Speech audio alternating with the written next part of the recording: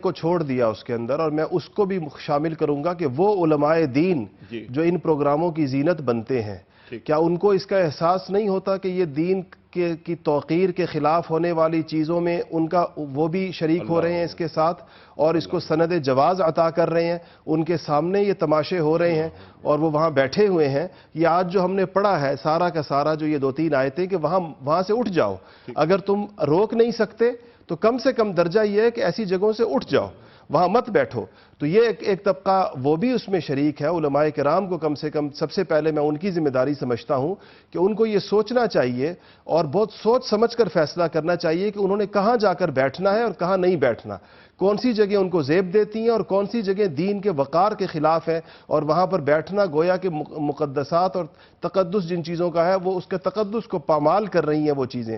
دوسرے نمبر پہ اسلامی نظریاتی کونسل ایک بہت اہم ادارہ ہے، اور چونکہ ان چیزوں کو رمضان کے ساتھ جوڑا جا رہا ہے تو یہ اس کو بالکل اس پر واضح گائیڈ لائنز دینی چاہیے میڈیا کے تمام اداروں کو کہ رمضان المبارک کے حوالے سے جو کچھ بھی پیش کیا جائے گا اس کے حوالے سے اسلامی تعلیمات اور اسلام کی منیمم ریکوائرمنٹس کیا ہیں اس کے حوالے سے، اور کم سے کم اس کو پورا کرنا ان پر کتنا ضروری ہے۔ پیمرا وہ ادارہ ہے جس کو یہ ذمہ داری سونپی گئی ہے کہ وہ ان چیزوں کو ریگولیٹ کرے گا، تو بالکل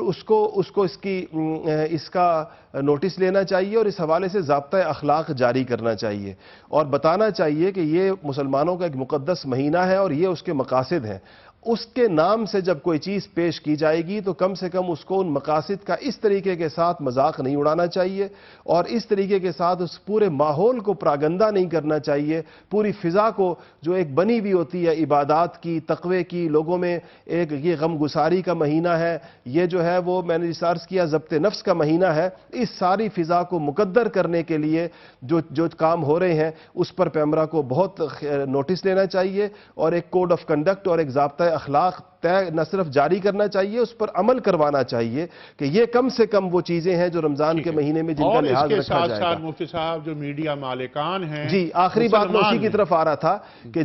جن کو اللہ تعالیٰ نے یہ ذرائع ابلاغ کی نعمتیں دی ہوئی ہیں، جو اس کے مالک ہیں، ان کو بھی اپنے دل پر ہاتھ رکھ کے یہ سوچنا چاہیے کہ یہ اللہ کا مہینہ ہے اور ہم سارے اللہ کے بندے ہیں۔ اللہ کے مہینے کے اندر ہم وہ کام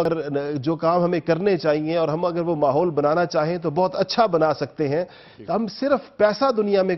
ہر چیز نہیں ہوتا کہ ہم ہر موقع پر یہ سوچیں کہ لوگوں کی سحری پر ہم کیسا پیسہ بنائیں، لوگوں کے افطار پر جب لوگ بیٹھے ہیں اور وہ افطار کے اس وقت کے اندر کوئی اچھی بات سننا چاہتے ہیں، ہم اس وقت بھی یہ سوچیں کہ کیسے اس موقع سے فائدہ اٹھا کر ہم 2-4 پیسے کھڑے کر لیں۔ اتنا پیسے کو اپنا دین اور ایمان نہیں بنانا چاہیے۔ اس موقع پر ہمیں اللہ تعالیٰ سے ڈر کر اللہ کی عدالت میں حاضری کے خیال سے میڈیا مالکان کو چاہیے کہ وہ اس موقع پر قوم کے ساتھ تعاون کریں اور اس فضا کو بنائیں جس سے قوم کی تربیت ہو۔ روزہ تربیت کی چیز ہے، آپ اس تربیت کے ماحول کو بگاڑ کر